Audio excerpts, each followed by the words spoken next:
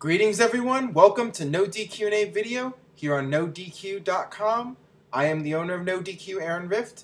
Let's talk wrestling. Let's get right down to your questions. Best GM of all time, Eric Bischoff. Say what you will about Bischoff as a businessman. He's made some good decisions, some bad ones, but one thing that's always been consistent, he's been a tremendous television performer. He's always done a great job in the role of the authority figure on TV and just being a prick. Maybe it's method acting, who knows, but Bischoff always does a great job on TV. Best GM in my opinion, bar none. What is your favorite Survivor Series elimination match? I think my all-time favorite was 1990 when they did the whole Ultimate Survival match where the winners from each regular match would go on to one final match at the end of the night. Hulk Hogan, Ultimate Warrior, Tito Santana against Ted DiBiase and the entire, I forgot the name of the team. Shame on me for that. They were a great team. Rick Martel and all those other guys. Wow, I actually forgot it. But yeah, that was a great Survivor Series. I liked that whole concept, and I wish they would do it again. It was pretty awesome. The only negative of that whole Survivor Series was the gobbledygooker, but other than that, awesome stuff. Do you ever see Hulk Hogan returning to WWE in some capacity, even if it's as a spokesman or to farewell his fans one last time? Yes, I do think at some point we will see Hulk Hogan in a WWE ring again. Not wrestling, especially if Kevin Nash is having trouble getting into a match. They're not going to let Hulk Hogan back in the ring again. Now, I definitely see Hogan coming back at some point to say farewell. Maybe be like a special enforcer or, you know, come back as like a guest host for one night. It's definitely something I see happening. I do not see Hulk Hogan not appearing in a WWE ring again.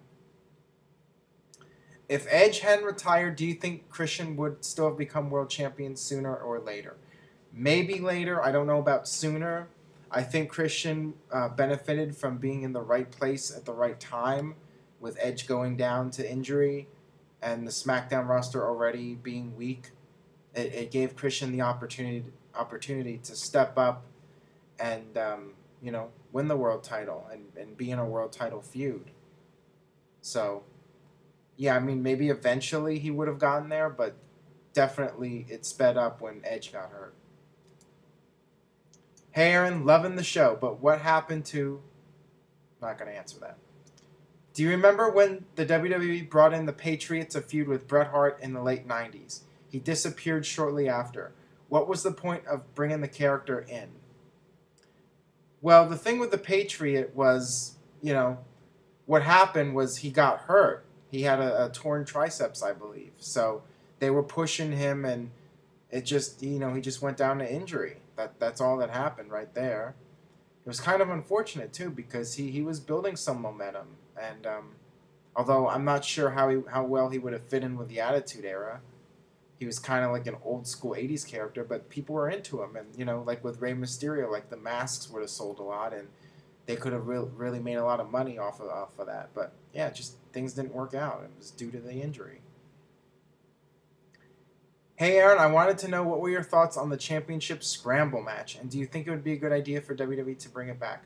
I was never a big fan of that match. The whole idea of there being an interim champion, it got really confusing, and each guy is the interim champion until he gets beat or whatever. It just wasn't a big fan of that match, and just too much of a clusterfuck. So yeah, I would not bring it back. That's just my opinion.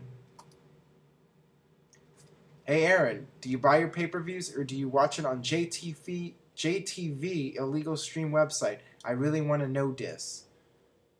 I buy all my pay-per-views. I have never illegally streamed a pay-per-view. I do not recommend it. I think you should either buy the pay-per-view or don't watch it. If you're not interested in it, then just don't watch it. And if you are interested in it, buy it. Support the guys that you enjoy watching. Because when you buy the pay-per-view, those performers are making money, putting their life on the line, putting their bodies on the line. So it's kind of an insult to the guys you look up to when you just illegally stream the pay-per-view because they're not making money. Do you think if Zack Ryder hadn't got out of the way to make his YouTube account and make an impressive internet following, had he been future endeavored by now? Maybe. I mean, we see guys like Kurt Hawkins still around. You know, WWE is always going to need a few lower card guys to just fill up the the opening match spots. So maybe he would still be around, but yeah, definitely the internet videos have helped him out a lot. And for some guys, it hurts them the more they're on the internet. Like like a Matt Hardy, the bigger hole he digs himself into. But in Zack Ryder's case, it actually helped him because he just developed such a fan base that WWE could not ignore it. Hey Aaron, what are your thoughts on Chavo Guerrero and Hornswoggle during the guest host era? I was like, really? That's pretty much how everybody was. Those skits were so goofy, and I guess, I don't know. I wasn't a big fan of them. I'm sure 10-year-old kids were enjoying it, but I wasn't really enjoying it. It was just too goofy, too over the top. Just my opinion. It was more dumb than funny. Hey Aaron, great show. What is your personal opinion on Goldberg? I think he was just too much aggression and he would hurt everyone he stepped in the ring with. Example, Bret Hart. Well, that's not Goldberg's fault. Goldberg was inexperienced. He came into WCW, got a monster push without really paying his dues. That wasn't his fault. He just came out there and he caught on with the crowd. It's just something you can't script or you can't expect. It just happened. And WCW went with it. But yeah, it was just a bad circumstance that led to Bret Hart's injury. It wasn't Goldberg's fault. It was, just the way it was. A guy who was inexperienced, but he was a big draw, and he was in there. They had the match, and just an accident happened. It could happen to anybody. It could happen with somebody with experience. Accidents happen. It's just the way it is.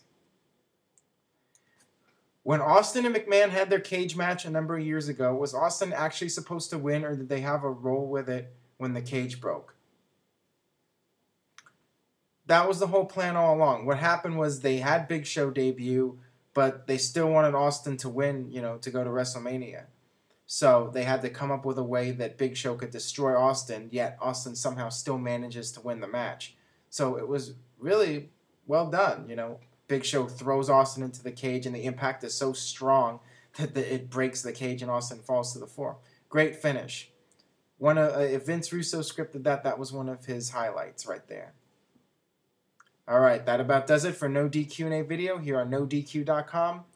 If you would like to submit a question for No DQ&A, go to NoDQforums.com, register, start interacting with other fans, and maybe your question will be answered here on the video show. You never know. Also, please subscribe, youtube.com/NoDQCAW. I really appreciate the support from you guys, and it really helps when you just, all you got to do is just go on Facebook, post a link to the show or a link to the channel, or go on Twitter, tweet it, or post it on a message board. Every little bit helps.